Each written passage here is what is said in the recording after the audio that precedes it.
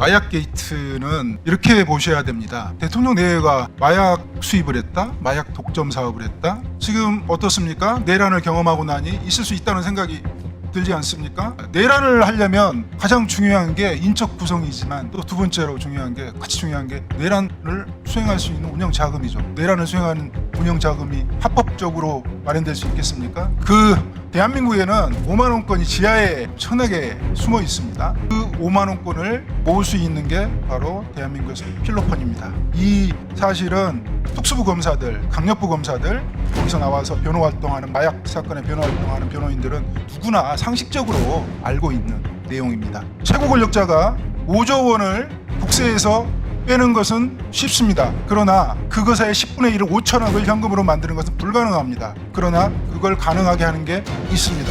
그게 마약입니다.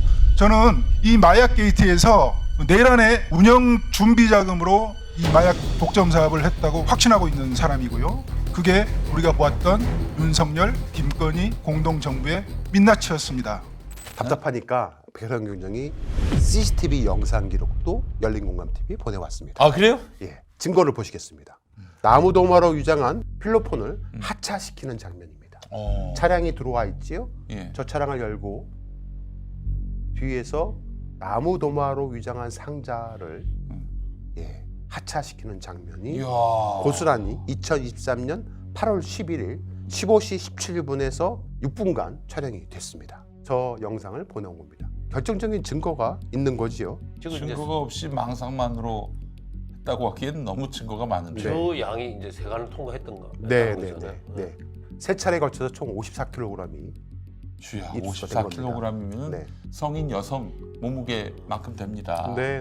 아, 저는 착한 사람이라서 세관 직원들 믿고 싶어요. 근데 어떻게 저렇게 세관 직원들을 허수아비 만들고 다 저렇게 통과됐는지를 임원정이가 설명해 주면 좋겠어요. 근데 저 마약을 저렇게 이제 내린 하차시키는데 저 밑에 뭘 깔판을 깔아놓고 하나씩 내리잖아요. 저 때만 하더라도 그 마약을 받을 공범이 있을 거 아닙니까? 예. 현장이 없었어요. 그냥 길바닥에다 내려놓은 거예요. 마약 54kg을. 야. 나중에 배송받습니다. 그 배송받는 장면도 저희가 또 입수를 했습니다. 보시면 나무도마로 위장된 필로폰을 또 한 차례 배송을 받는데 2023년 8월 12일 날 다음 날이죠. 12시 43분에 배송을 받습니다. 위나 위고와 등이 저 안에서 저게 이제 그 운반책들 중에 2명이거든요. 네. 실제 차가 쭉 들어옵니다. 차가 쭉 들어와서 그걸 다 이제 백혜룡 경정이 입수했던 거 아니에요? 다 입수한 겁니다. 이 CCTV 영상을 들어와서 저기 아니 내려요. 백혜룡이 왜 불렀어 저게? 어? 아니 저 아파트인가 빌라인가 모르겠지만 이게 물건 받기 상당히 좋은 장소로 집을 빌라입니다. 얻네요. 빌라에 그러네요. 주차장하고 주차장이 연결돼 이게 있어요. 딱 돼가지고. 이제 문을 열어놓고 차가 들어오면 차에서 이제 필로폰을 내리고 아니 거기 배송을 받습니다. 백혜룡을 차가 저런 들어오죠. 증거를 기반으로 해서 수사를 저렇게 하라고 보내신 차가 건데 들어옵니다. 저게 나무도마거든요. 아, 저 집을 예. 참 잘 얻었네. CCTV 아니면 저걸 촬영할 수 없었겠네. 그러니까 뭐 증거가 없다면서요? 다 증거입니다. 네, 저렇게 배송을 받습니다. 이야. 배송을 받고 쿠팡을 시켜도 되겠다 저거. 저게 인천공항을 통과해서 들어온 거예요. 그렇지. 통관 시스템에 다 걸리게 되어 있거든요. 웬만한 것들은. 지금 너희들이 떠들 것은 네. 백혜룡이 또라이다가 아니라 대가리 박는 거야. 저게 들어와서 대한민국 땅에 지금 유통이 되게 됐는데. 아니 저 정도 되면 저 정도이 아니면 마약 범죄 조직과 공모하거나 짜서 한 게 아니라고 할지라도 네, 저 정도 무능을 보인 거는 사실은 어느 정도 처벌받아야 되는 거 아닙니까? 저를 받아야죠. 네. 아니 그 설사 범죄적으로 공부한 게 아니라고 할지라도. 네. 자, 그리고 저 운반책들이 필로폰 수거책에게 전달합니다. 그 전달하는 영상도 확보했습니다. 여기 보시면 2023년 8월 12일 날 21시 05분에 이제 수거책에게 전달을 아니 합니다. 그러면은 예. 저 정도까지 나왔으면 저기 보시면 비닐봉투 쓰레기 봉투로 위장시켜서 그 안에 마약을 담아서 이렇게 이제 전달을 합니다. 아이고야 세상에. 그리고 그 필로폰을 차량 수거책이 차량에 실는 장면까지도 확보를 했습니다. 보십시오. 반대편에 찍은 건데요. 필로폰을 차량 수거책에 아니 실는 없는 증거가 왜 장면까지 이렇게 많아? 확보를 했습니다. 아이고야 세상에. 이렇게 쓰레기 봉투에 들고 나와서 패턴도 똑같네. 네. 저기 다 마약이에요. 저 안에 들어있는 게. 네. 차량에 싣습니다. 이렇게. 검은 봉지. 네. 자연스럽게 검은 봉지 담아서. 네. 저런 증거가 다 있음에도 불구하고 아무런 저런 증거는 공개하지도 않아요. 동부지검에서는. 자, 문제는 이 백현원 경정팀이 중간 보수를 검거합니다. 검거하는 유통책이 있어요. 무려 5.4kg을 압수하고 검거를 하는데 그 검거 장면까지도 공개하겠습니다. 저기 보시면 끝에 뒤에 우산 들고 가는 게 형사들이고요. 자, 반대편에서 오는 남자가 이제 운반책 중에 한 명인데요. 보십시오. 반바지 입고. 도망갑니다. 아, 왜 도망가지? 네. 왜 도망가지? 자, 백현원 경정팀이 저렇게 열심히 추적해서 잡습니다. 아, 그래요. 저렇게 경찰들은 열심히 수사를 했어요. 증거가 없다고요? 박수를 한번 보내고. 일선 검사들은. 박수를 네. 보내고. 아유. 경찰들은 증거가 없다면서요?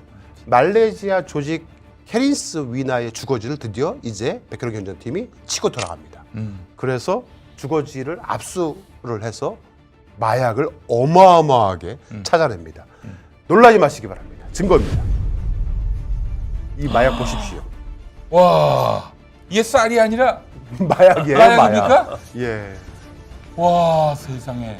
아니, 극소량도 수백만 명의 국민들이 맞을 수 있는 양입니다.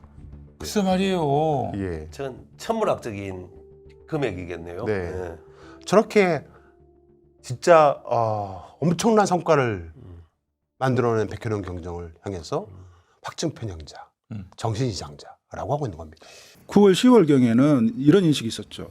세관 직원들이 연루가 됐는데 공범으로 가담을 했는데 이들이 윤건희 일가와 굉장히 가까운 사이여서 그리고 뭐 평택항이나 이런 등지에서 반세 포탈을 하는데 좀 도와줘서 집사 역할을 해서 이들을 구명해야 되겠다라는 인식이 좀 있었어요. 그래서 이들을 구해주기 위해서 그렇게 무리수를 뒀나 그렇게 인식을 했는데 이 사람들을 초창기에 구명을 해줬으면 그 이후에 범죄는 없어야 되는데 23년 2월 5일 날 이 사람들의 범죄가 검찰에 의해서 적발이 됐는데 그 다음 날부터 수사가 진행이 안 됐단 말이에요. 그 다음 날부터는 이 사람들이 영웅이 돼버렸어요. 뒷배에 V1 V재료가 있다는 사실이 알려지니까 이 사람들이 영웅이 돼서 아예 마약 조직원들을 관리를 해요. 알림이라는 지금 쓰지 않는 제도가 있는데 자기만 알겠다고 그 전자톡한 시스템을 관리하는 정보부서과 직원들한테 문서나 이런 걸 보내가지고 이 조직원들은 마약이나 이런 걸로 밀수 이런 걸로 의심이 되니 내가 관리하겠다 이러면서 직접 관리를 해요. 그러면 못 건드리는 거.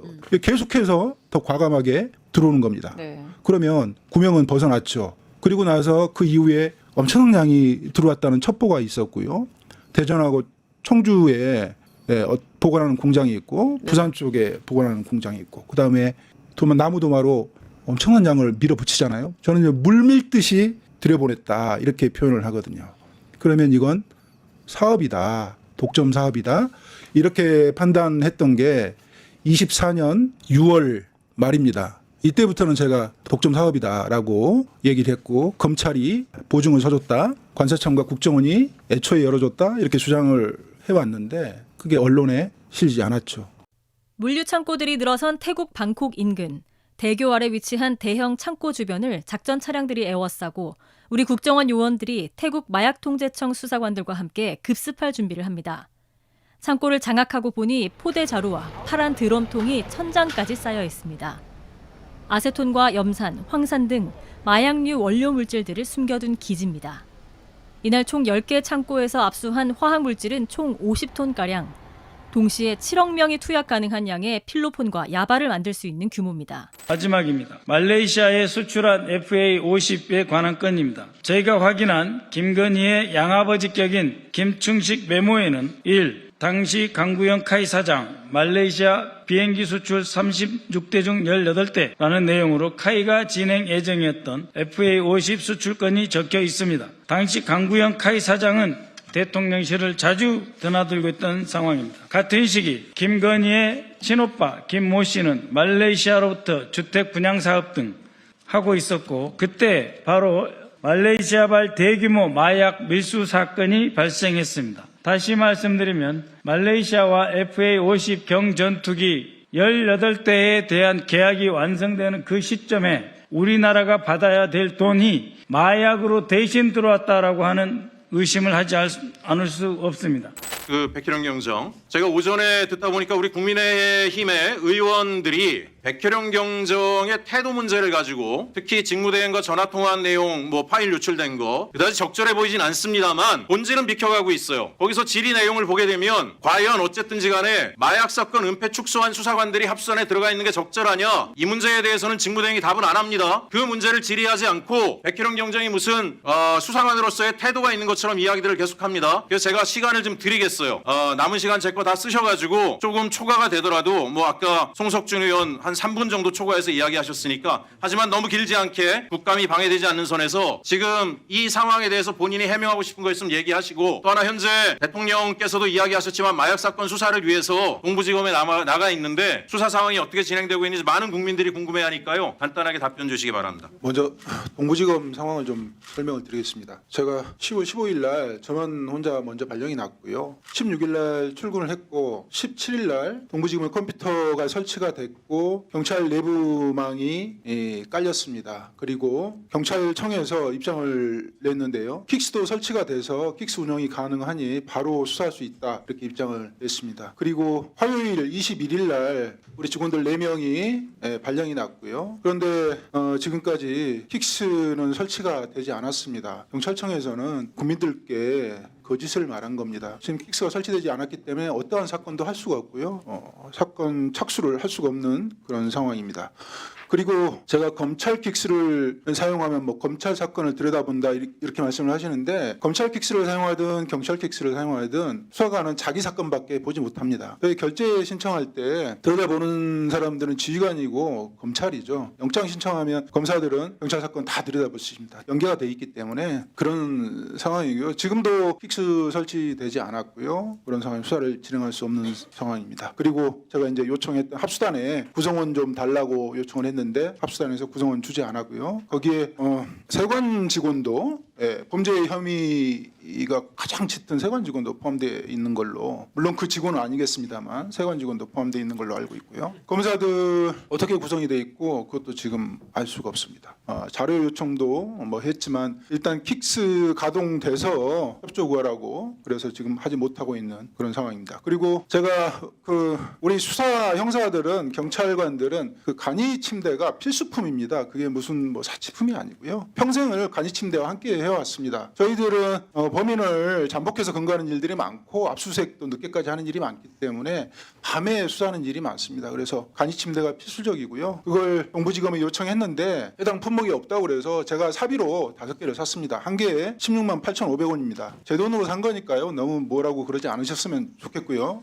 그다음에 노만석 차장님한테 제가 전화드린 부분은 그겁니다. 합수단이 설치될 때 이 사건의 수사 책임자였던 저에게 어떤 원질이나 협의도 없었고, 그 합수단이 설치되는 과정에서 수사받아야 될 대상자들이 대거 포진돼 있습니다. 심지어 관세청 직원도 지금 거기 들어가가지고 수사를 하는데, 수사를 하겠다는 겁니까? 그게 축소 은폐해서 증거를 인멸을 하겠다는 그런 의지지요. 합수단이 설치되는 그 과정에서 절차가 전혀 없었습니다. 그래서 위법하다는 거고요. 경찰 기록이 검찰로 넘어갈 수가 없습니다. 그건 검찰이 재수사를 요구하거나 보안 수사를 직접 하거나 보안 수사를 요구할 때 가능한데 어떤 경우도 해당되지 않습니다. 검찰에서 경찰이 취급하는 사건 기록 달라한다고 줘버리면 수사의 공정성, 투명성, 객관성이 유지가 되겠습니까? 그래서 제가 합수단을 불법 단체라고 했던 것이고, 급박하게 꾸린 그 합수단의 실체를 노만석 차장님께서 들여다보시고 그게 잘못됐으면 정리를 해달라는 것이었고요. 그런데 알고 보니까 노만석 차장님하고 신무정 검사장하고 신준호 기획관하고 다들 짬짬이해서 꾸렸더라고요. 그건 그렇게 돼 있는 상황 아닙니까? 그래서 제가 다급하고 절박한 마음으로 전화 드린 겁니다. 예의에 어긋난 점은 제가 알지만 방법이 없지 않습니까? 제가 그랬던 것입니다. 예, 마약범죄정보합동수사본부 제1부본부장 신준호 검사입니다. 네. 그간에는 그 마약 수사를 기관별로 각자 따로따로 이렇게 하다 보니까 네. 정보 공유라든지 수사 공조 이런 것들이 애로가 컸었는데, 근본 합동수사본부의 설치로 이러한 점들이 많이 해소되어서 다양한 성과와 시너지가 도출될 것이 기대가 됩니다. 지금 제가 근데 경찰 보고 때 그걸 한번 물어봤는데 서로 정보 공유가 잘 안 된다고 하던데. 종전에는 좀 그런 면이 있었습니다. 근데 서로 기관 간 벽이 있다 보니 이게 원활치는 않았는데 그런 걸 극복하고자 이번에 이런 합동수사본부를 출범하게 됐습니다. 잘 되고 있다는 거예요? 예, 잘 되고 있습니다. 그 합수팀 꾸린 사람들이 누굽니까? 심우정, 노만석, 신준호, 김현실, 그 다음에 합수팀 단장은 그때 마약 사건 덮어서 진급했던 윤국권입니다. 마약 케이스와 관련돼 있던 사람들입니다. 이런 사람들로 합수팀을 꾸린 겁니다. 이 합수팀 유지되는 게 맞습니까?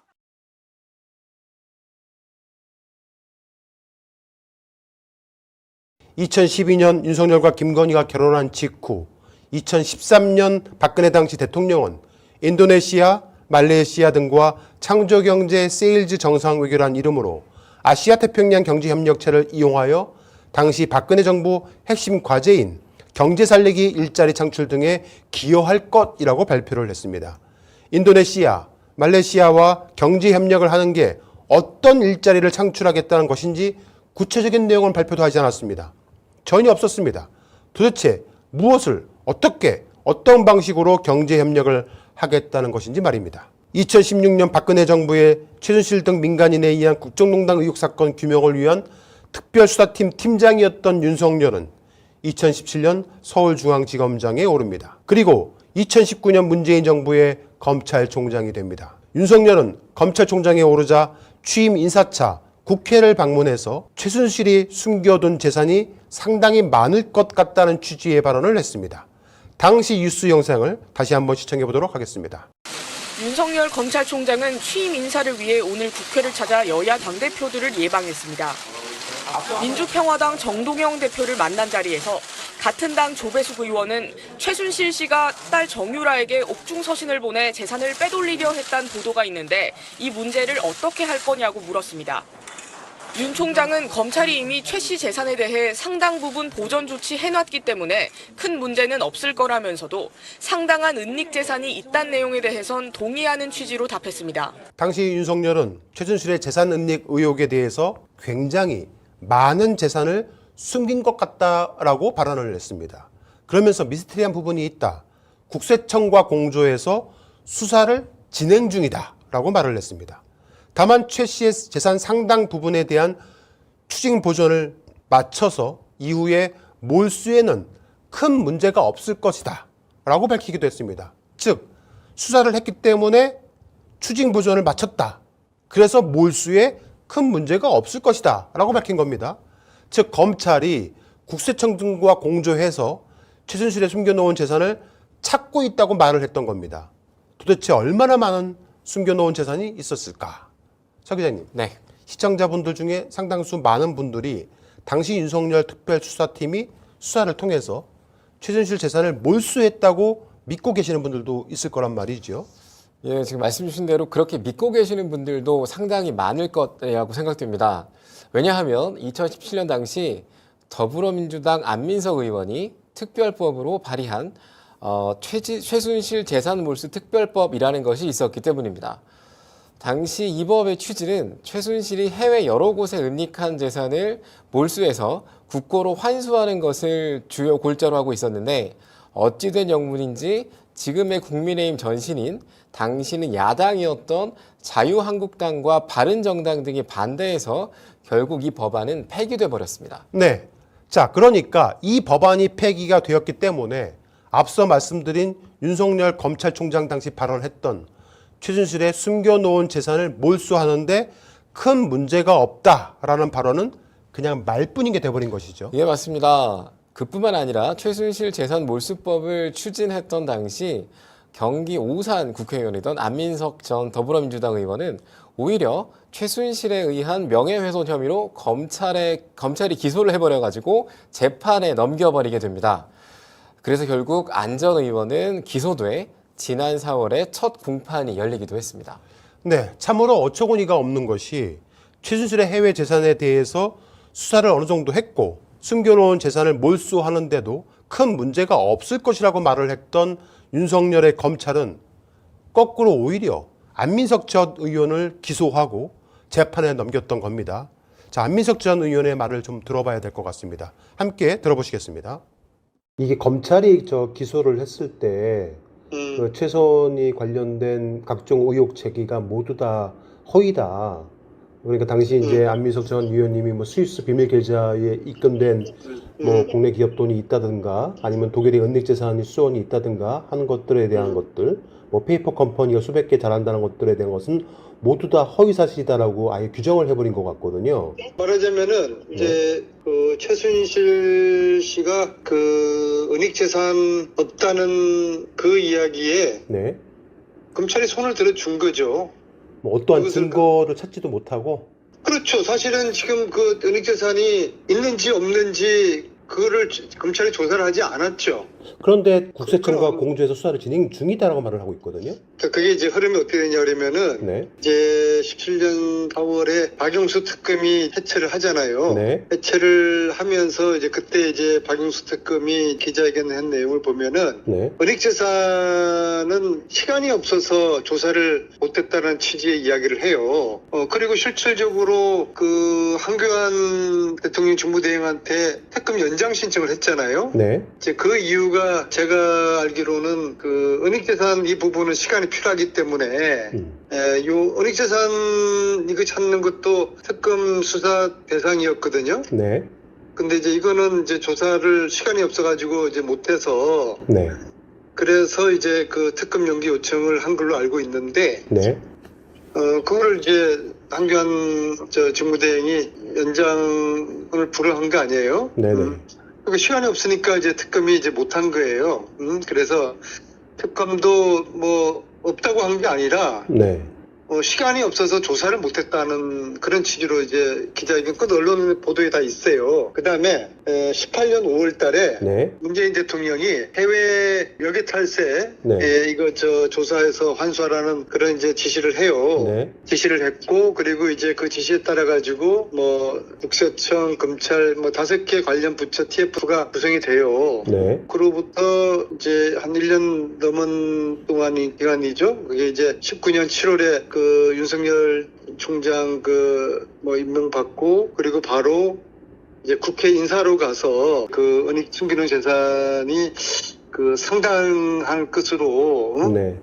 그렇게 본다 그런 취지의 또 이야기를 하죠. 네네. 자 그러면 이제 포인트는 자 그럼 검찰총장이 된 다음에 그 은닉재산에 대해서 조사를 했는지 조사를 했는데도 은닉재산이 하나도 없다는 걸 확인을 했는지 조사를 안 아무런 했는지 피드백이 없었죠. 그렇죠. 거기에 대해서 윤석열 지금이라도 여기 답을 해라 그래야 되는 거죠. 그런데 이제 그 당시에 윤석열 검찰총장의 발언 중에 최 씨의 재산 상당 부분에 대한 추정 보존을 마쳤다라고 얘기했거든요. 그 얘기는 결국 수사를 해서 밝혀졌다라고 읽힐 수가 있거든요. 그러면서 뭐라고 말을 했냐면은 이후 몰수에 큰 문제가 없을 것이라고 밝혔거든요. 네, 실제로 이제 해외의 은닉재산에 대해 가지고는 네. 이게 조사를 했는지 네. 대통령이 지시를 했으니까 TF팀이 구성이 되었고 네. 해명이 지금 없이 그냥 TF팀이 흐지부지하게 된 거거든요. 자, 방금 안민석 전 의원의 말처럼 윤석열의 검찰은 과연 최순실의 해외 은닉 재산을 제대로 수사를 하지 않았던 것인지 아니면 수사를 했고 분명 은닉 재산을 발견을 했는데 당시 윤석열 검찰총장의 말처럼 말입니다. 은닉 재산을 발견을 했는데 몰수를 하지 않았던 것인지 알 수가 없습니다. 몰수를 하지 않았다라면 과연 그 많은 최 씨의 재산은 지금 어디에 있을까요? 누구의 주머니에 들어가 있을까요? 당시 윤석열 검찰이 최순실 씨와 연계된 사건에 있어서 또 하나 석연치 않은 결정을 했던 바로 그런 사건이 불거졌었습니다. 바로 검찰이 최순실 씨의 관세청장 인사 개입을 도운 관세청 전직 사무관의 80억 원대 차명 계좌를 발견하고도 이를 덮었다는 의혹이 제기되었던 겁니다. 이 모 전 관세청 사무관은 2015년 12월 인천 세관장을 물색하던 최순실 씨에게 당시 고영태 씨를 통해 김대섭 전 대구 세관장을 추천한 인물이기도 합니다. 또 그는 최 씨의 입김이 통한 것으로 알려져 있는 2016년 5월 천홍욱 관세청장 인선 뒤 천 청장이 최 씨를 만난 자리에 동석한 사실도 확인되는 등 관세청 내부의 대표적인 최순실 라인으로 알려진 인물이기도 합니다.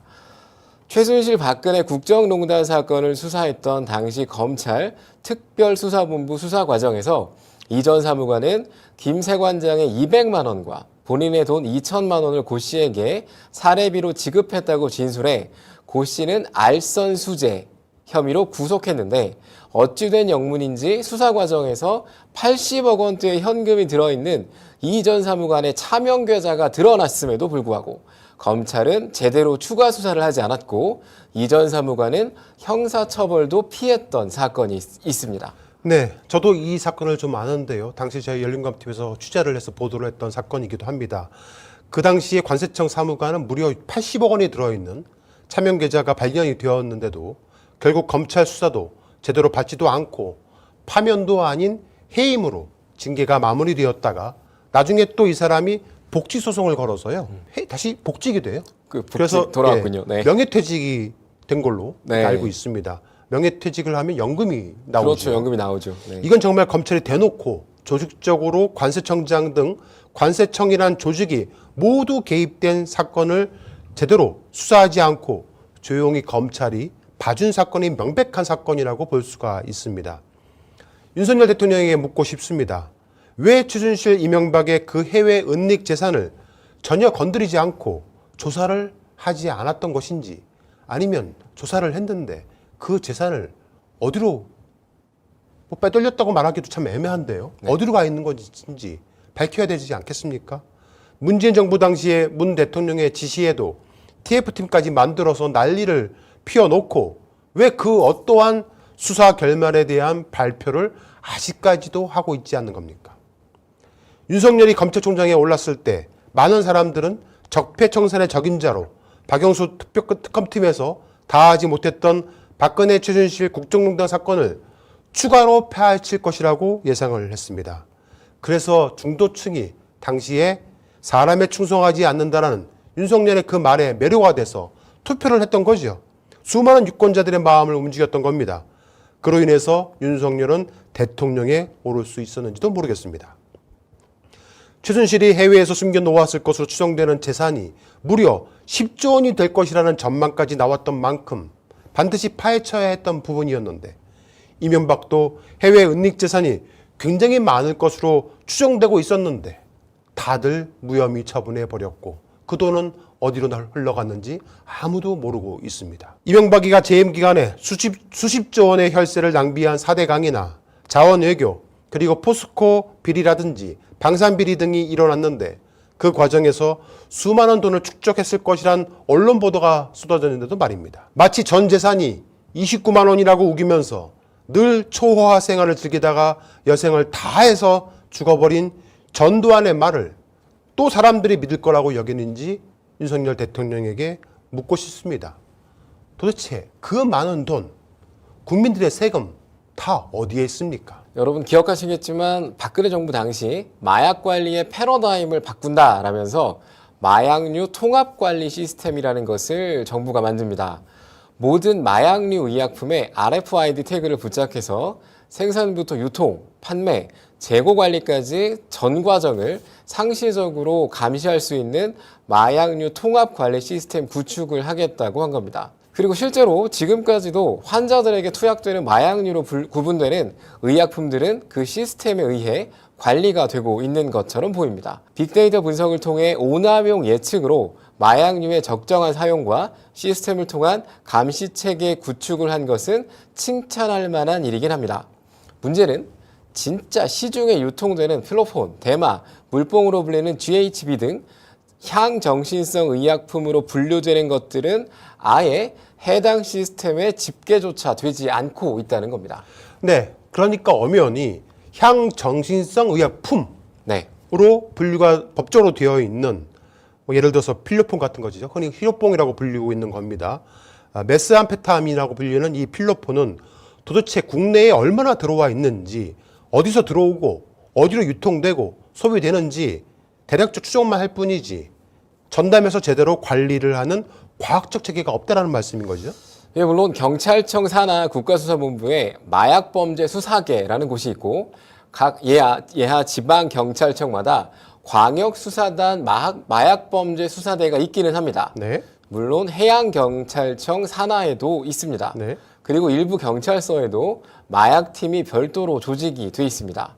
문제는 마약이 국내로 유입되는 통로가 선박, 즉 배 아니면 비행기인데 그렇죠. 북한으로 오려면은 육로는 북한밖에 없으니까. 그렇죠. 네. 그쪽으로는 못 오고요. 네. 그래서 배 아니면 비행기로 들어오는 그 루트를 통제 관리하는 공기관은 경찰이 아니라 관세청이라는 점입니다. 네. 자, 그러니까 마약을 수사하는 경찰 따로, 마약이 들어올 통로를 관리하는 관세청 따로 놀고 있다는 말씀인 거잖아요. 예, 그렇습니다. 경찰 조직과 관세청 조직 또는 국립과학수사연구원 등에서 정예 요원들을 선발해서 별도 조직으로 운영하는 게 얼핏 생각해도 좋을 것 같은데 그런 조직은 없는 건가요? 예, 그렇습니다. 일어나 하면 좋을 것 같은데 그런 조직이 없습니다. 경찰 그리고 관세청 등 국가 공조직이 따로 일 처리를 하다 보니까 사건이 터지면은 공조를 하기가 상당히 힘듭니다. 각 조직마다의 특성도 다르고 업무 협조도 일선 공무원 얘기를 들어보면 하세월이다. 너무 시간이 많이 걸린다라고 합니다. 범죄는 기상천외하게 날로 새롭게 이루어지고 있는데 공조직이 제대로 뒤따라가지 못하는 실정이기도 합니다. 그러니까 사건이 터지고 경찰이 수사하면 그때 가서 검찰이 나서기 때문에 모든 마약 수사의 하나부터 열까지 누굴 기소하고 누굴 빼서 무혐의 처리할지는 검찰의 손에 달려있게 되는 것입니다. 시청자 여러분, 앞서 말씀드린 대로 김건희 씨는 최재형 목사와의 카카오톡 대화를 통해 제가 남편이 총장 출신이다, 검사 출신이다 보니 정보가 상당히 많은 편이다, 상상 초월이다 라고 말하는 대목이 있다고 말씀을 드렸습니다. 저희 열린공감TV는 오늘 또 하나의 유의미한 증거를 공개하고자 합니다. 그리고 어쩌면 저희 열린공감TV가 윤석열 검찰총장으로부터, 윤석열 검찰로부터, 윤석열 대통령으로부터 문을 닫게 되는 계기가 될 수도 있는 보도고의 첫 시발점이 될지도 모르겠습니다. 저희 열린공감TV는 정말 목숨 걸고 취재하고 있고 보도하고 있습니다. 지난 8월 10일 토요일 열린공감TV는 공짜장 썰전이라는 프로그램을 통해서 한 취재원이 제보를 해온 내용을 공개한 바 있습니다. 한국은행에 따르면요, 5만 원권이 2009년 6월 최초 발행한 이후에 지금까지 약 100조가 넘는 돈이 현금으로 발행이 됐다고 합니다. 근데 이 중에서 40%만 회수가 된 거예요. 나머지 어떻게 그럴 수가 있지? 60%는 60조 원은 현재 시중에 있는 겁니다. 자, 60조 어마어마한 돈이죠. 이 현금 과연 누가 들고 있는 걸까 궁금합니다. 검은 돈이라는 얘기 많이 들어보셨죠? 바로 지하 경제를 뜻합니다. 우리나라 경제 화폐와 현금 거래 중심의 캐시 이코노미가 확대되고 있는데, 즉 지하 경제가 확대되고 있다라는 이야기입니다. 이 지하 경제가 확대가 되면 세수가 부족해지고 재정이 악화되고 세율이 인상되고 다시 지하 경제가 확대되고 이런 악순환이 계속될 수밖에 없습니다. 기업의 실적 악화와 국민들의 소비 위축으로 올해 사상 최악의 세수 부족이 우려되면서 정부 재정에 비상이 걸렸는데, 윤석열 정부는 증세가 아니라 비과세 감면을 줄이는 등의 방법으로 재원을 조달하겠다고 했지만 증세 외에는 방법이 없습니다. 세율을 높이면 세금을 피하기 위해서 당연히 지하로 숨어드는 경제 규모는 커질 수밖에 없는 거죠. 지하 경제 규모가 약 250조에서 300조 정도라고 합니다. 대표적인 지하 경제가 사채죠. 대략 7, 80조 정도에 이른다고 합니다. 사채 시장에 주로 주가 조작 조직원들의 돈이 흘러고 다니는데요. 5만 원 꼭 어디로 가 있는지 아십니까? 어디 있습니까? 여기에 있습니다. 이렇게. 이런 데 들어가 있습니다. 조직원 중고 속에 이런 식으로 들어가 있는 겁니다. 계좌 거래를 하면 추적이 되니까 현금을 저렇게 짱 박아두고 급하게 이제 땡겨 쓴다는 거죠. 세상에. 그러면 지하 경제 규모 중에서 사채 이후에 더 큰, 또 규모가 큰 그런 게 뭔지 아십니까? 그게 설마 마약이라는 얘기를 지금 하려고 하는 겁니까? 마약 시장이 맞습니다. 맞아요. 무려 20, 30조입니다. 마약 시장 규모가. 대한민국의 마약 시장 규모가 무려 20, 30조 규모로 파악을 하고 있다고 합니다. 이 급성장한 국내 마약류 시장에서 가장 많이 남용되고 있는 게 메스암페타민, 필로폰이라고 합니다. 필로폰은 대마, 마약과 다른 향정신성 의약품이고요. 노동을 사랑한다는 뜻의 그리스어에서 이름을 딴 각성제로서 일본에서 처음 개발이 됐다고 합니다. 25일 대검찰청이 2024년 마약류 범죄 백서에 따르면 필로폰이 대부분을 차지하는 향정사범은 지난해 19,556명으로 전체 마약류 사범의 70.8%를 차지했다고 합니다. 그러니까 대마사범이라든가 다른 마약사범보다 필로폰 마약사범이 엄청나게 큰 거지요. 우리나라로 엄청난 마약들이 들어오고 있다고 합니다. 마약 공급과 유통시장이 커지면서 가격은 이제 하락세를 보이고 있고요. 현재 검찰 한 관계자에 의하면요, 필로폰 1회분 0.05g 정도 된다고 하는데요. 시세가 과거 10만 원에서 현재는 4만 원에서 6만 원 정도로 떨어졌다고 합니다. 대중화가 된 건가요? 네. 대중마. 한국이 신흥 마약 시장으로 떠오르는 데는 크게 세 가지 이유가 있다고 하는데요. 공급 확대와 수요 급증, 그리고 거래 채널이 확장되고 있다고 합니다. 무엇보다 한국에서 마약이 여타 동남아 국가에 비해서 훨씬 비싸게 거래되는 게 크다고 합니다. 공급량이 폭증한 와중에 양극화, 청년 실업 등으로 지친 청년층을 중심으로 마약 수요가 급증을 하고 있는데요. 공급과 수요가 함께 증가하면서 시장이 커지고 규모의 경제가 생겨났다라는 겁니다. 거래와 결제 방식이 더욱 편해진 것도 한몫을 하고 있습니다. 판매상과 매수자들은 텔레그램 등으로 정부 단속을 피해서 손쉽게 접선을 하고 있기도 하고요. 자, 이렇게 삼박자가 들어맞으면서 한국 마약 시장 규모는 걷잡을 수 없이 커지고 있는 모양새이기도 합니다. 이런 상황에서 만약 국가 공권력을 동원해서 특정 마약 거래선을 모두 잡아들인다고 한번 가정을 해봅시다. 한국으로 필로폰이 유입되는 경로는 크게 세 곳입니다. 중국 대만, 동남아, 멕시코 등 남미 이렇게 총 세 곳이라고 보시면 됩니다. 근데 중국 대만선은요, 2015년에 대대적인 단속을 해가지고 아예 차단됐다고 합니다. 윤석열 정부 들어가지고 중국 대만산이 찾아보기가 어렵대요. 네. 멕시코산도 거의 찾아보기 힘들다고 합니다. 문제는 동남아산이에요. 동남아 중에서 필리핀, 말레이시아, 태국, 베트남 등이 주요 공급처인 나라들인데요. 그들 나라 중에서 필리핀, 태국, 베트남 등에서 공급되어 들어오는 루트가 차단되고 있다고 합니다. 이제 남는 거는 말레이시아산입니다. 말레이시아. 왜 하필 말레이시아야 또? 채취롭이라는 사람이 있는데 이 사람이 동남아시아를 거점으로 활동하고 있는 중화기의 이제 마약 카르텔 3고루의 그 신디케이트의 두목으로 알려져 있는 사람인데요. 홍콩 사마페 조직인 대권자 출신으로 알려져 있는 사람입니다. 이 사람이 멕시코의 엘차포 구스만, 콜롬비아의 파블로 에스코바르와 함께 세계 3대 마약왕으로 불리는 사람인데요. 이 사람이 동남아시아, 말레이시아 산들을 꽉 차지하고 있는 사람으로 알려져 있습니다.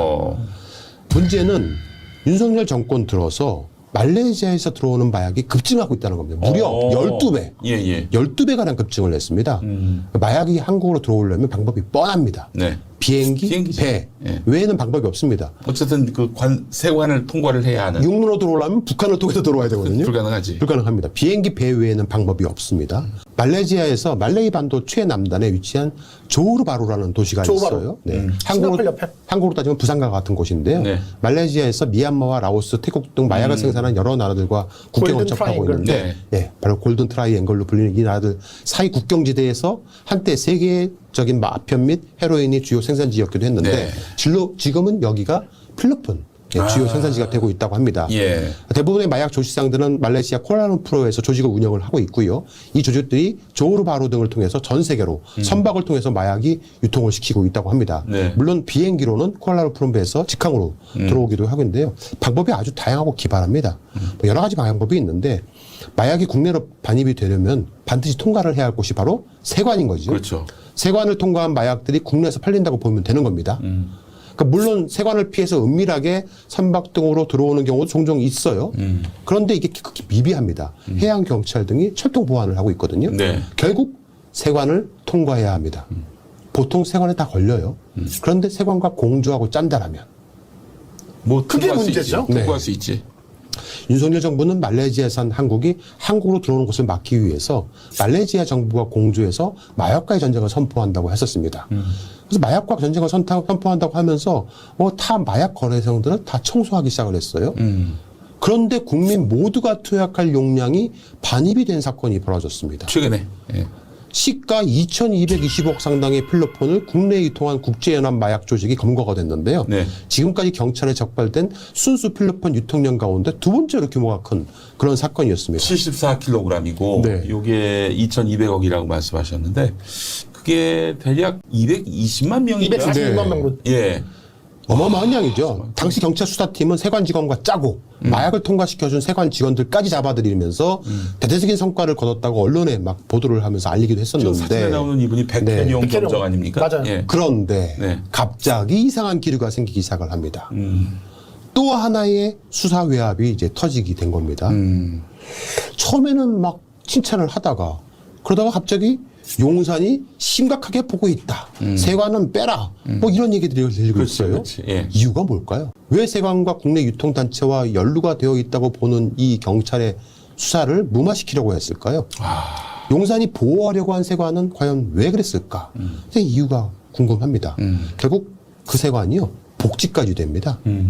그 최근에 한 달 네. 정도 이제 그 사실상 뭐 휴가 갔다 온 거지 뭐. 예. 한 달 정도 이렇게 네. 출됐다가 경찰 잡아들인 세관이 복직이 돼요. 네. 근데 용산은 절대 그런 일이 없다라고 또 이제 대통령실과의 연관성을 부인하고 있는 중입니다. 자, 다시 한번 말씀드리겠습니다. 세관을 통과해야만 마약이 유통될 수가 있습니다. 그렇지. 예. 비행기 아니면 배거든요. 예.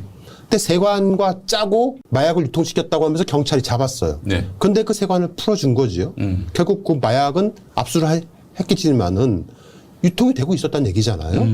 그러면 아까 앞서 말씀드린 것처럼 말레이시아산 그 업자들 중에서 네. 다른 업자들을 잡아들이고 네. 누군가가 비호하고자 하는 업자만 풀어주거나 그들만 유통할 수 있도록 해준다면 독점적 지위야 여기서도 시장 논리가? 독과점이 됩니다. 아유. 네. 독과점이 되는 거죠. 그러면 대통령 내외, 대통령이 순방을 많이 가잖아요. 예. 수행원 200명 정도 되잖아요. 예. 그 사람들은 어떻게 세관을 통과할까요? 그 사람들은 별도 외교, 그 외교관들은 그냥 통합니다. 예, 성남 서울공항을 통해서 보통 이제 순방을 가잖아요. 네. 그 전 청와대에 근무했던 현 민주당의 최용선 민주연구원 부원장이 계시는데 그번에 제가 물어봤습니다. 이렇게 말씀하십니다. 들어보시겠습니다. 성남 서울공항을 통해서 보통 이제 대통령 수행원들하고 대통령이 해외 순방을 가잖아요. 그렇죠. 뭐 대략 한 200명 규모로 많이 가기도 하고요. 맞습니다. 그럴 경우에 세관 보안 검색은 어떻게 진행이 됩니까? 그 보안 검색대를 거치고 네. 그 입국할 때 그 세관 신고서 작성을 하고요. 네. 그 공항이랑 똑같이 그걸 제출하고 나갑니다. 대통령 내외도 동일한가요? 거기는 외교 행랑이라는 게 있어가지고 네. 그 외교 행랑에는 뭐가 들어있는지 알 수가 없죠. 그 외교 행랑에 대한 것은 뭐 세관이라든가 어디서 따로 보안 검색을 하는 경우는 모르는 거고요. 그렇죠. 그거는 얘기 전에 그래서 박근혜 때 외교 네. 행랑으로 그 좌변기를 들고 나갔잖아요. 그러게요. 네. 그러니까 그거는 또 우리가 공식적인 절차를 거치는 그 프로세스가 아니기 때문에 네. 별도의 내용들이 거기에 들어있는지는 우리는 알 수가 없는 거죠. 수행원들의 짐은 그러면 일반 인천공항이나 김포공항의 입출입 심사와 똑같이 진행이 된다는 말씀이신 거죠? 그건 똑같습니다. 네, 그건 똑같습니다. 그거 외에 따로 경호처에서 뭐 2중, 3중 검색을 한다는 얘기도 있던데. 그건 이제 기본적으로 1호기에 준하는 폭발물이나 이런 것들은 더 엄격하게 할 수는 있는데 네. 그 통상적인 절차에서 우리가 세관 절차나 이런 것들은 다 똑같다고 생각하시면 돼요. 거기에 이제 보안 문제, 폭발물에 대한 보안 문제 이런 것들은 더 엄격하게 하죠. 네. 방금 들으신 것처럼 네. 대통령 내외만 행랑, 외교 행랑을 이용할 뿐이고 나머지 200명 정도 되는 수행원들은 똑같이 인천공항, 김포공항처럼 다 그렇게 세관에서 검색을 받고 통과해야 하는 나간다고 합니다. 그런데 이 유통되는 마약이 결국 독과점으로 들어오게 된다면 시장가는 어떻게 될까요? 당연히 수요와 공급의 법칙에 의해서 더 올라가겠죠. 저희가 이 사건이 터지기 전에 열린공감TV가 주목하고 있었던 곳은 최은순이 있었던 온요양원이었습니다. 김진우. 네. 김진우. 예. 김진우와 최은순이. 그 두 명이 있는 그 온요양을 주목하고 있었는데 온요양에서 들락달락거리던 그 차를 저희가 주목을 했다고 말씀드렸잖아요. 예. 이 차주를 찾기 시작을 했어요. 그 차주의 행방을 찾았습니다. 네. 여기 혹시 무인텔이 그 맞습니다. 댓글 세력으로 의심되는 세력이 네, 있었던, 맞습니다. 네. 그 차주의 행방을 찾아냈어요. 네. 그 이 차주가 최모 씨라는 분인데 이 사람에 관련된 제보를 받았습니다. 한번 재연을 했는데 들어보시겠습니다. 네, 회장 말레이시아에서 사업하는 사람 맞고요.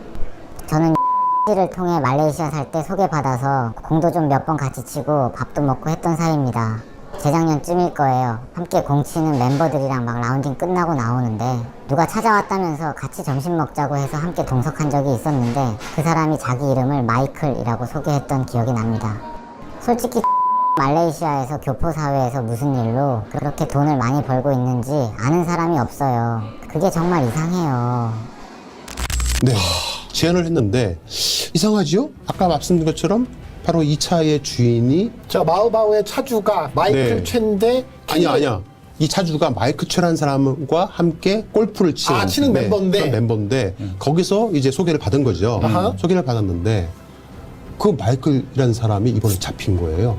이번에 그 말레이시아산 관련돼서 그래요? 주범으로. 오. 마이클이 그 마이클인지는 솔직히 잘 모르겠어요. 네. 제가 그 얘기를 들었을 때 소름이 쫙 쏟았거든요. 근데 그러면은 소름이 돋았거든요. 근데 문제는 김건희의 동생이 있습니다.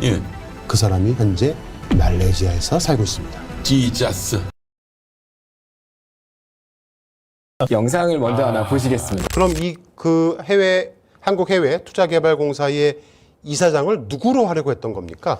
네, 저희가 자주 말씀드리는 바로 현 윤석열 대통령의 장인으로 통하는 김충식이라는 인물입니다. 문건을 보시겠습니다. 화면에서 보시는 것처럼 인도네시아 그리고 말레이시아 한국투자청 BKPM이 약자인데요. 설립 임원진 명단이 보입니다. 가칭으로 주식회사 한국해외투자개발공사라고 되어 있고 그 밑에 이사장 김충식 한국교양문화원장이라고 적혀 있습니다. 이사분들이 어마어마한데요. 삼성그룹 꿈 장학재단 이사장인 손병두 씨도 들어가 있고 양승택 전 정보통신부 장관도 들어가 있고 공정거래위원장 이남기 씨도 들어가 있고 이야 이거 뭐 국토관리청장 권경수 씨 세계태권도연맹회장 조정원 씨. 자 그런데 여기 최은순 씨는 왜 들어가 있는 겁니까? ESIND 회장 최은순. 아니 권정상 씨. 네 이분이 이제 뭐 보고코파 대표이사인 것 같은데 감사로 들어가 있네요. 네. 김충식이가 이사장으로 들어가 있습니다. 이것이 실제로 그 MB 정부 말기였거든요. 그때 인도네시아도 가고 장관과 사진도 찍었던 증거를 저희가 발견했습니다. 그 페이퍼 컴퍼니로 의심할 만하지만은 그 사진이 나옴으로써 이게 실체가 있구나. 그렇죠. 뭔가 추진이 됐던 것 같습니다. 이겁니다. 맨 왼쪽이 방금 보신 그 감사 권정상 씨고요. 그리고 이분은 누굴까요? 권정상 씨 바로 오른쪽 양승택 전 정보통신부 장관입니다. 그 DJ 정부 시절 그러니까 2001년부터 2002년까지 정보통신부 장관을 지낸 인물입니다. 그리고 가운데 있는 분이 당시 이게 2012년 11월 사진이거든요. 인도네시아 행정개혁부 장관입니다. 인도네시아 장관을 직접 가서 이렇게 만나고. 그렇죠. 그리고 네 번째가 많이 본 그 김충식 씨고. 네. 그리고 맨 오른쪽 다 아시는 분이죠? 손병두. 예, 맞습니다. 손병두 아까 포함재단 이사장도 하고 상당히 재계에서 알려진 인물인데 보면 김충식 씨는 아까 보셨듯이 한국교양문화원장이거든요. 오른쪽 보시면은 서울특별시 지하철문화진흥원입니다. 그리고 그 밑에 뭐 글로벌 컨설팅 크리에이터라고 나와 있고 그 아래 아까 나왔던 한국교양문화원. 맞네요. 교양문화원. 교양문화원. 그리고 아래는 뭐 낙천 뭐 도예연구원 이렇게 써 있어요. 그러니까 저 사진을 보면 그 사이 이제 제가 열공해서 방송하는 거를 몇 번 봤는데 김충식 씨 수첩에 뭐 대한민국에 내놓으라는 인물들하고 뭐 만났다 밥 먹었다 막 이런 거 있어서 전화를 서 기자님이 하면 모른다 다 그랬잖아요. 다 모른다고 하는데. 근데 저 사진 한 장으로 실제로 다 인연이 뭐 네트워크가 있었을 것이다라고 우리가 얘기해 볼 수 있겠네요. 그렇죠. 그런데 아까 제가 말씀드린 대로 일단 이 세 단체가 주소 한번 부원장님 읽어주실까요? 오른쪽에 있죠? 서울특별시 송파구 석촌호수로 298 잠실 대우 레이크월드 1603호. 여기가 레이크월드 1603호에 들어있다는 거는 확인이 됐습니다. 여기도 오피스텔이군요. 네, 맞습니다. 그냥 보통 오피스텔인데 한국교양문화연구원장이고 레이크월드 1603호의 주소지를 둔 김충식 씨가 방금 보셨던 것처럼 기라성 같은 인물들 사이에서 센터를 차지하고 있습니다. 센터샷을 지금 받고 있어요. 맞습니다. 그러니까 본인이 주도해서 저희 간 거네요, 그죠? 맞습니다. 예. 아까 그 투자개발공사 그것을 만들기 위한 작업이 아니었을까라고 네. 강력히 추측이 되고 또 센터가 있습니다. 이분은 누구냐면 인도네시아에 은행연합회가 있더라고요. 또 손병도. 예, 똑같은 손병도 저기- 샷인데, 근데 그분들을 다 옆으로 밀어내고 센터를 차지하고 이렇게 인도네시아 은행업계에 예. 상당히 높은 인물과 사진을 찍었습니다. 은행연합회 네. 고위직에 있는 맞습니다. 사람인가 보네요. 그러니까 이때가 2012년 11월이니까 예. 이때부터 김충식은 그때 박근혜 정권이 이제 시작되는 시점이었거든요. 그렇죠. 예, 대선 한 달 전이네. 대선 한 달 전이니까 이 영향력이 그때 상당했다라는 증거가 된다고 보겠습니다. 아, 손병두를 데리고 다닐 정도면은 뭐 그렇죠. 우리 충식이 형의 그 위세가 어마어마했네요. 그런데 한국 지하철문화진흥원이나 네. 한국교양문화원이라는 곳을 들어보신 적이 있나요? 아니, 못 들어봤죠. 그 무슨 공공기관도 아니고. 아니고 예. 그냥 레이크월드 1603호에 들어있는 이름만 걸어놓은 곳인데 예. 과연 위세가 어땠길래 그러니까 지난번에 이렇게, 여기 뭐 그 서 기자님이 아마 진행하실 때 본 것 같은데 김충식 씨가 거기 뭐 이렇게 그 그린벨트 푸는 거는 일도 아니다 뭐 이런 식으로 얘기를 맞습니다. 하는 영상을 그렇지. 본것 예. 같아요. 윤남군 23호. 네. 그린벨트도 돼요. 그린벨트요? 저 정도로 저 2011년이라고요? 2012년 11월. 저 때도 저렇게 뭐 엄청난 브로커로서 저런 걸 할 정도면 정말 그 말이 믿음이 가네요. 그러니까 뭐 많은 분들이 그 윤석열 정권 들어와서 김충식 씨가 힘이 생긴 게 아니냐라고 하는데 원래 저분은 힘이 상당히 셌었습니다. 그래서 제가 월요일 보도한 거 요것도 좀 보시면 김문수가 나오네. 예, 이게 2011년 2월 16일 다이어리예요. 예. 그런데 제가 처음에는 그러면 당연히 경기지사 시절이니까 경기지사 재선 경기지사니까 김충식 씨가 김문수 지사에게 만나자고 했나 보다 라고 생각을 했는데 취재할수록 반대인 것 같아요. 그러니까 김문수 지사가 먼저 만나자고 했어도 형한테? 추론의 단계이긴 한데 당시 위세가 경기지사보다 높았던 게 아닌가라는 추측이 될 정도로 왜냐하면 이 다이어리 보면 이분은 정말 부지런한 것 같아요. 대한민국에서 뭔가 방구나 낀다 하는 사람들은 다 여기 들어있거든요. 그래서 이게 김문수가 먼저 요청했을 수도 있겠구나. 라는 상상을 좀 해봤고 오늘 공개해드린 것은 2012년 11월의 이 사진인데 그래서 이것과 이 인도네시아가 마약 국가잖아요.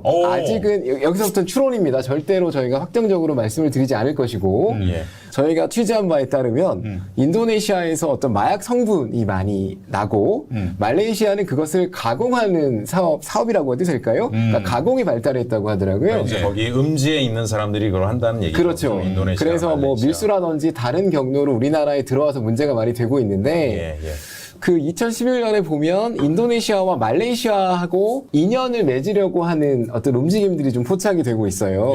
그래서 아직은 가설의 단계이고 물론 추정의 단계이긴 하지만 이번 그 세관 사건, 백태룡 경정의 사건과 벌써 10년이 훌쩍 넘은 이 김충식 씨의 인도네시아와의 투자청 어떤 건설 노력 이런 것과 접점이 있지 않을까 라는 추측을 하고 있습니다. 현재 비즈니스 인프라를 만들려고 굉장히 열심히 다닌 거네요. 네, 맞습니다. 네. 이 사실은 74kg 마약이 들어올 뻔했잖아요. 세관의 비호로. 이게 정말 엄청난 사건이거든요. 그렇죠. 이게 엄청난 사람들이 흡입할 수 있는 것이라고 하더라고요. 그 얘기했잖아요. 공무원은 책임을 지기 싫어한다고. 근데 세관 공무원들이 그렇게 비호를 하면서 들어오게 만들었다. 2,200억 규모의 220만 외우기도 좋아요. 220만이 흡입할 수 있는 사람이 맞을 수 있는 74kg짜리 필로폰이 들어왔잖아요. 세관 직원의 비호로. 그 세관 직원이 아예 딴 곳으로 빼가지고 나가기 좋게 들어가기 좋게 해준 거 아니에요. 이게 어떻게 가능한 일인가? 가능하다면은 이건 진짜 엄청난 그 배후의 비호 아니고서는 가능하지 않다. 설명이 되지 않는다. 근데 이거에 대해서 언론들이 잘 주목하지 않고 그냥 뭐 대통령실에 입김이 있었는지 없었는지 뭐 이런 거에만 주목하고 있어요. 이게 어떻게 들어올 수가 있었느냐? 누가 비호했느냐? 이게 포인트고 이게 본질인데. 그것에 대해서는 보도가 잘 나오지 않더라고요. 그래서 저희가 추적하고 있는 지난번에도 얘기가 나왔었는데 최 씨 들어보셨죠? 예, 그때 방송 나오는 거 봤어요. 네. 이 사건이 수면 위로 올라온 뒤로 이게 잠적했다는 얘기가 있어요. 그분이 키를 쥐고 있는 것 같은데 오비락이라고 보기에는 너무도 희박한 가능성이어서 이 상황에서 그때 그 마이클이 같은 마이클인지는 아직까지는 모르겠지만 예, 지금 수사받고 있다는 마이클과 그 최 씨의 지인 마이클은 예. 아니 이 마당에 잠적을 했다. 그 놈이 범인이지. 그 자취를 숨긴 것 자체가 석연치가 않고 그래서 좀 더 적극적으로 취재를 해야 되는데 물론 저희가 수사권도 없고 해서 한계는 있지만 계속해서 연관관계를 찾아가고 있습니다. 그러니까 지금 열린공감TV에서 계속 이름을 거론하고 의심의 대상을 하나하나 지목해놔야 나중에 세상이 바뀌었을 때 그 진실에 다가갈 수가 있습니다. 맞습니다. 그래서 저희는 계속해서 다가가려고 노력을 하고 있고 이 사진도 어제 바로 발견을 했습니다. 그게 그렇죠. 목사님이 아까 2,200억 얘기했는데 이게 2,200억 정도의 마약이라면 이게 일개 조폭이 움직일 수 있는 불가능하죠. 이건 굉장히 다양한 카르텔이 연결돼 있을 거고 또 제가 들으니까 이 마약이 비자금으로 연결되기 쉬운 게 마약과는 전부 다 현금으로 되니까 이게 소위 결제를 해요. 그러니까 김치통 5만 원짜리 뭐 이런 비자금들이 만들어지는 굉장히 중요한 또 통로가 되기도 한다 그런 얘기를 들었어요. 야. 사실 진짜 마약 세력을 규명해낸다는 건 진짜 목숨 걸고 해야 되기 때문에 여러분 열린공감TV 많이 후원해 주시고 지지해 주셔야 합니다. 이거 진짜 너무 외로운 싸움이에요. 진짜. 뭐라 그럴까요? 현타 온다고 할까요? 열심히 보도를 해서 이거는 좀 딴 데서 받았으면 좋겠다 라는 보도를 뭐 핑크 건물 관련해서도 하고 여러 가지를 했었는데 반향이 많이 없으니까 뭐 힘이 빠지긴 하지만 그렇다고 안 할 수는 없지 않습니까? 계속 그래도 뛰겠습니다. 시청률이 어마어마하잖아요. 막 몇십만 명이 보고. 그분들이 다 보고 머릿속에 저장해 놓고 있다가 세상이 달라지면은 야 그때 열린공감TV가 그렇게 얘기했잖아 하면서 진실에 또 다가간단 말이죠. 이게 확산되고 수면 위로 와서 공론화되는 거를 두려워하는 것 같아요. 그렇지. 그러니까 수십만이 보고 계속 새로운 의혹들을 찾아내서 열심히 보도를 하는데도 불구하고 잠잠하다.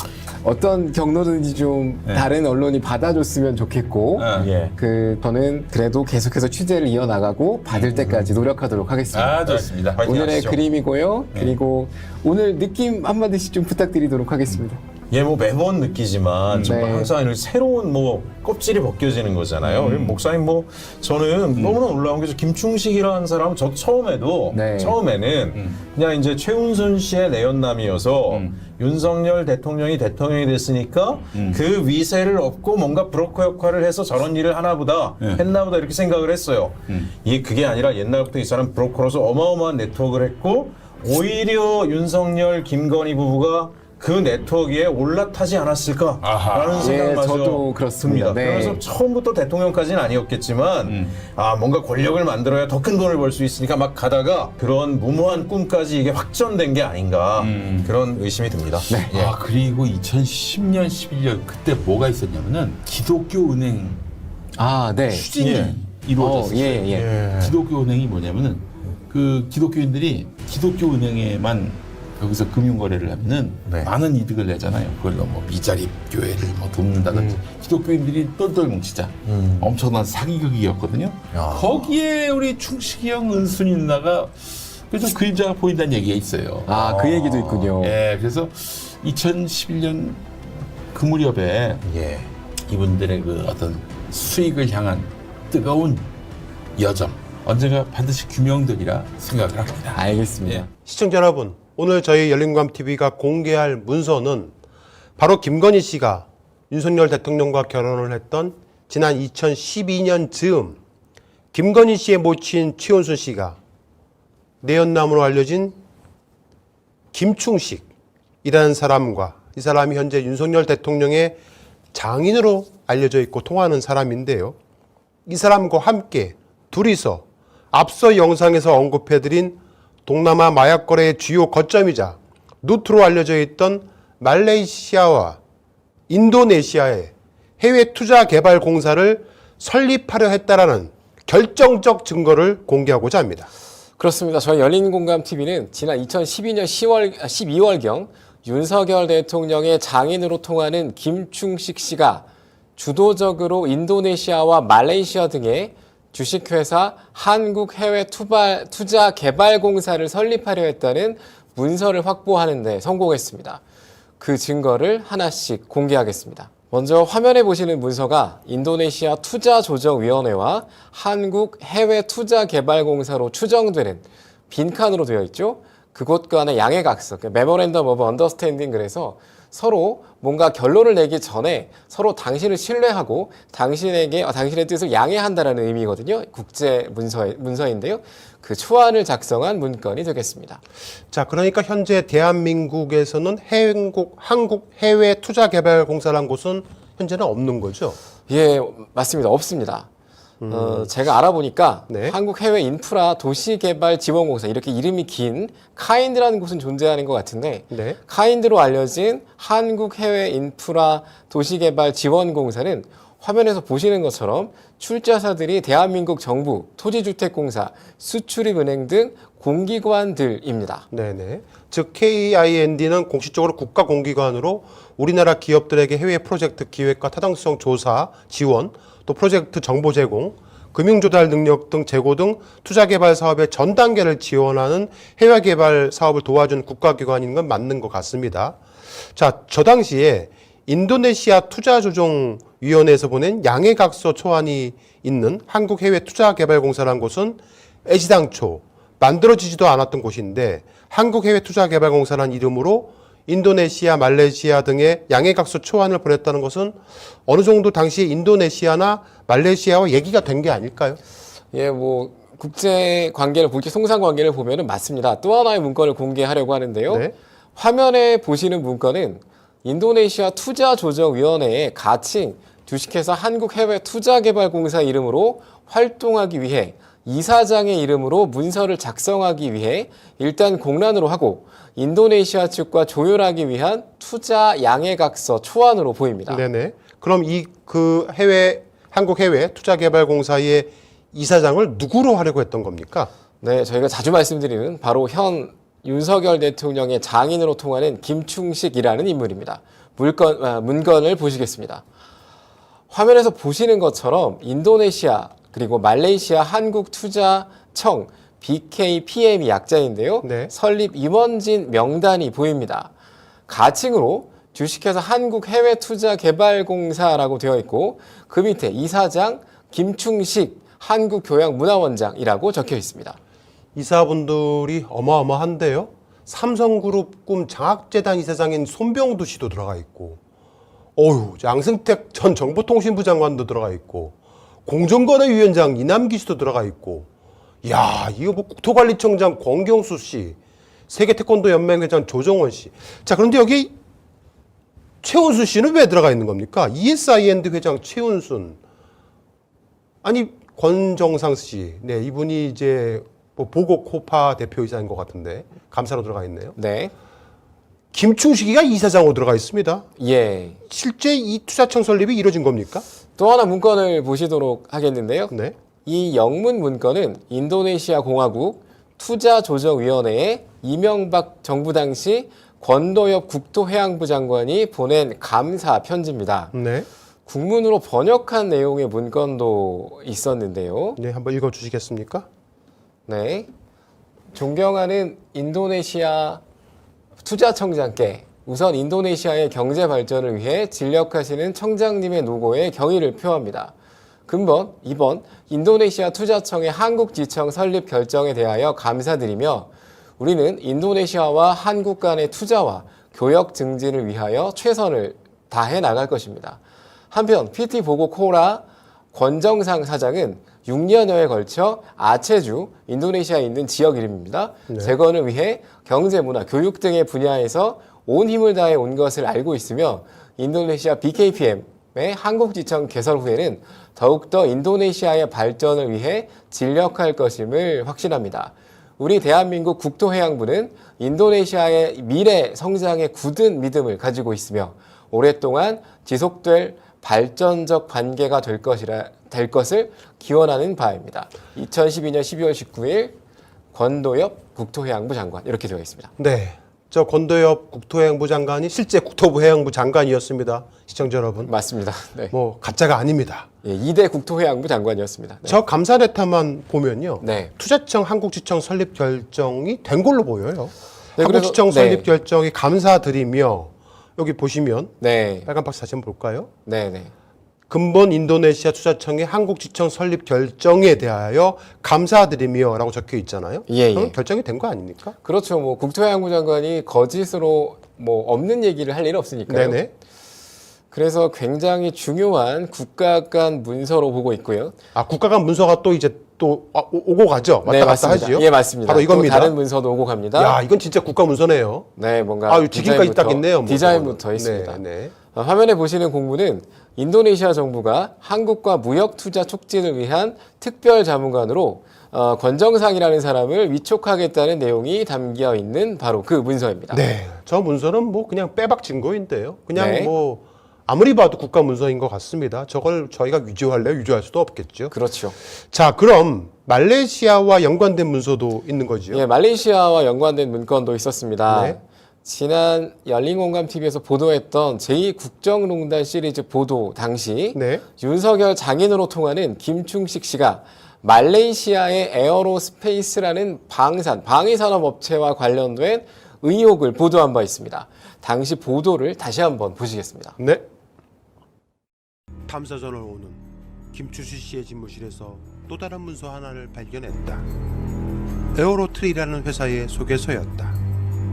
얼핏 지나칠 수 있는 해당 소개서에는 주요 사업 내용이 적혀 있었는데 해당 회사는 말레이시아의 항공우주회사인데 쿠알라룸푸르에 소재하고 있는 유명 방산기업이다.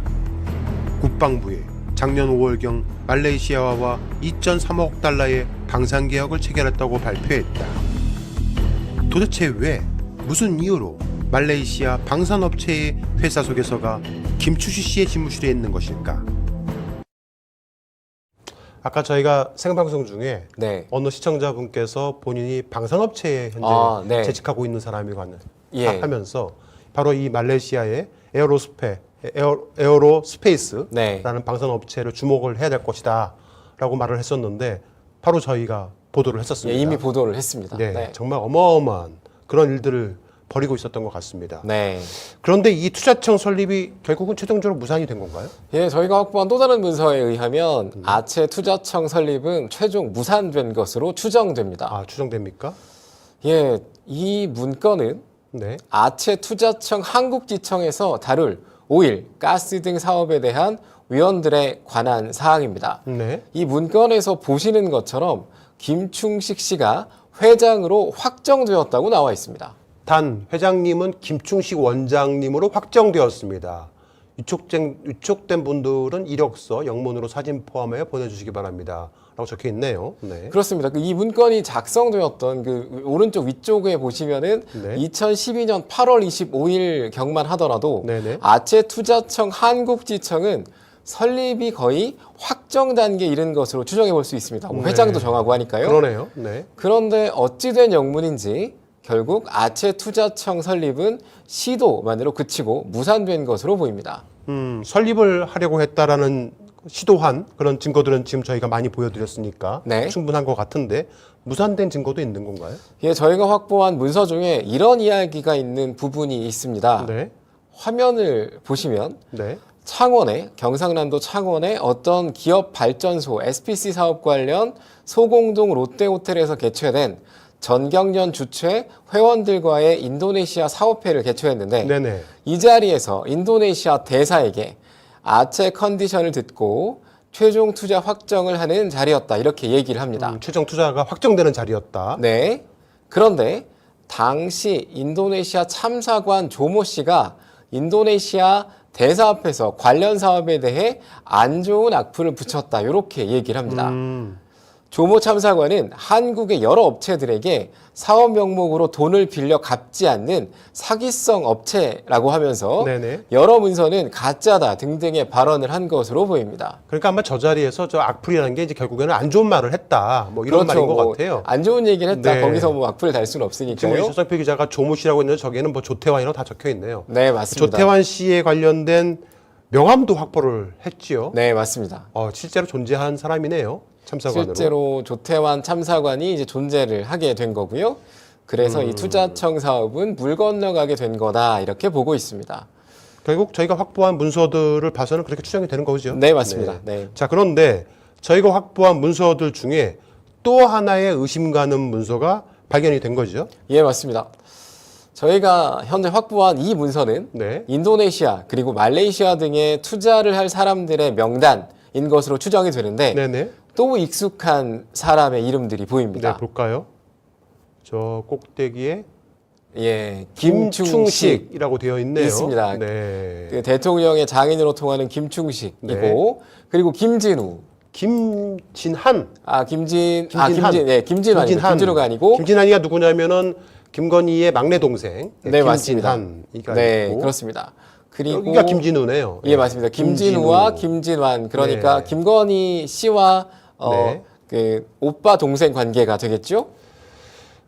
저 문서에 있는 김진한, 김진우가 실제 네. 윤석열의 처남들이라고 단정적으로 말씀드리기는 그렇죠. 어렵습니다. 뭐 김씨고 진우, 진환이라는 이름이 뭐 아주 그 희귀한 이름은 아니니까요. 동명이인일 네. 수는 있어요. 그렇죠. 네. 하지만 김충식이라는 사람 밑에 네. 그 김진한, 김진우라는 이름이 달려 있는 것 봐서는 뭔가 많이 석연치 뭐 않습니다. 가능성이 뭐 많다고 볼 수는 있겠죠. 네. 다시 한번 말씀드립니다. 저 문건에 적혀 있는 김진한, 김진우라는 이름이 김건희 씨의 동생이거나 오빠이라고 단정적으로 말씀드릴 수는 없다라는 말씀을 드립니다. 네. 아무튼 저희가 확보한 문서에 의하면 김충식, 김진한, 김진우라는 이름이 말레이시아 등에 투자를 하기 위한 문건이 발견이 되었다라는 점만 말씀을 드리겠습니다. 자, 현재 저희 열린우감TV 취재팀에게 알려온 취재 정보원에 의하면요. 이 당시부터 소위 골든 트라이앵글이라고 불리는 지역이 있고요. 네. 동남아 지역에. 예. 거기서 생산된 원료를 말레이시아라든가 혹은 인도네시아로 갖고 와서 마약을 가공한답니다. 마약을 가공해서 이제 여러 나라로 이제 판매를 하는 거죠. 이렇게 마약을 가공하는 나라의 다양한 인적 관계를 형성한 사람들이 있고 그들과 인맥을 통해서 부를 축적한 아까 어떠한 정보원이 말했던 네. 최모 회장 네. 으로 불리는 사람이 있는데 그가 최근 윤석열 장모 최은순 씨를 만나러 갔다라는 첩보를 입수를 했던 거잖아요. 네, 맞습니다. 그래서 저희가 취재를 하고 있는 중이었고요. 그의 이야기를 한번 재현을 해봤는데 다시 한번 들어보도록 하겠습니다. 윤석열이 이명박 BBK 특검 수사검사였단 말입니다. 그리고 박근혜 게이트 특검 수사팀을 실제 이끈 사람이기도 합니다. 그런 사람이 그 전 정권이 얼마나 해먹었는지, 도대체 무슨 짓을 했는지, 어떻게 해먹어야 합법이고 불법인지, 그리고 안 걸리고 해먹을 수 있는지 수사를 하면서 잘 알 거 아닙니까? 문재인 정부 때 윤석열 검찰총장이 조국 전 장관을 칠 때 내가 사모펀드 좀 잘 아는데 라고 말한 적이 있어요. 그 말은 사모펀드는 바로 불법으로 돈을 벌 수 있는 방법이다 라고 확신을 하고 있었을 거예요. 생각해 보세요. 재산을 물려받은 재벌 2, 3세들이 아니고서 누군가 자신 생애 월급만으로 그것도 검사, 판사해서 공무원만으로 수백억을 벌 수 있겠어요? 한국에서 그 돈 벌려면 땅이 최고다라는 말이 있었는데 이젠 그것도 힘들어요. 땅덩어리는 좁고 오를 대로 오를 곳은 다 올랐거든요. 돈을 최단 시간에 빠르게 벌 수 있는 방법은 주식이나 펀드밖에 없는데 그것도 내부 정보를 모르면 백전백패합니다. 확실하게 돈을 벌 수 있다는 정보가 있어야 해요. 그런데 어디에도 자금 출처가 드러나지 않는 떼돈을 벌 수 있는 곳이 있어요. 그게 바로 마약 시장입니다. 시청자 여러분, 이 첩보원의 첩보 내용은 그 진위를 아직 확인해 드릴 수 없고요. 계속 취재 중이다라고만 말씀드릴 수가 있을 것 같습니다. 다만 저분의 말이 사실이라면 이라는 전제 조건 하에 이번 인천세관 마약 프리패스 사건과 무관치 않겠다라는 의혹을 제기할 만하다라고 생각이 되는 것이 저희가 오늘 보도를 다 해드리지 못한 또 다른 증거들과 의혹들이 있기 때문에 그렇습니다. 앞으로 후속 보도를 통해서 속속 보도를 해드릴 예정입니다. 인천세관은 조직적으로 말레이시아 마약 조직의 국내 밀수를 도왔다는 의혹을 받고 있습니다. 공항에서 세관을 통과할 때 얼마나 마약을 운반하는 운반책들이 자신만만하면 마약을 몸에 부착하고요. 네. 마약을 몸에 부착을 한답니다. 층층 테이프로 감아서. 그죠. 안심이 되는 거죠. 예, 네. 그리고 이제 그 엑스레이 그 검사대 있잖아요. 네. 그걸 통과하는 거예요. 네. 그거 100% 걸리거든요. 그 뒷배가 없으면 못할 짓입니다. 그러니까 얼마나 네. 자신만만하면 그렇게 통과를 하려고 했겠습니까? 네. 서울 영등포 경찰서는 지난해 9월 한국 말레이시아 중국인으로 구성이 됐던 마약 조직원 26명을 검거하고 필로폰 총 27.8kg, 무려 834억 원 상당의 마약을 압수를 했는데 이 과정에서 조직원 6명이 필로폰 4에서 6kg를 몸에 부착해서 인천공항을 통과하려고 했다는 겁니다. 통과를 했네요. 통과했다는 네, 겁니다. 그렇습니다. 이게 과연 세관 직원들의 협조가 없이 가능한 일일까? 그리고 이때 잡혔던 사람이 마이클이라는 이름을 가지고 있는 사람이기도 합니다. 저희가 취재하고 있는 사람과 동명이인일 수도 있고 같은 사람일 수도 있는데 그렇죠. 좀 더 취재를 해보고 있습니다. 네. 다시 한번 시청자 여러분들에게 상기시켜 드리겠습니다. 김건희 씨는 최재형 목사와의 카톡 대화 중에 제가 남편이 총장 출신에다 검사 출신이다가 보니 정보가 상당히 많은 편이다. 상상 초월이다. 라고 말하는 대목이 있습니다. 시청자 여러분이 모르는 정보, 시청자 여러분이 모르는 일들이 매일매일 누군가는 그 정보에 접근해서 이를 도모하고 버리고 있을지도 모르겠습니다. 제가 오늘 마지막으로 드리고 싶은 말씀은 독과점, 즉 자신 외에 그 누구도 할 수 없는 일을 하는 독과점을 하는 사람은 반드시 돈을, 그것도 어마어마한 돈을 끌어모을 수 있다는 점입니다.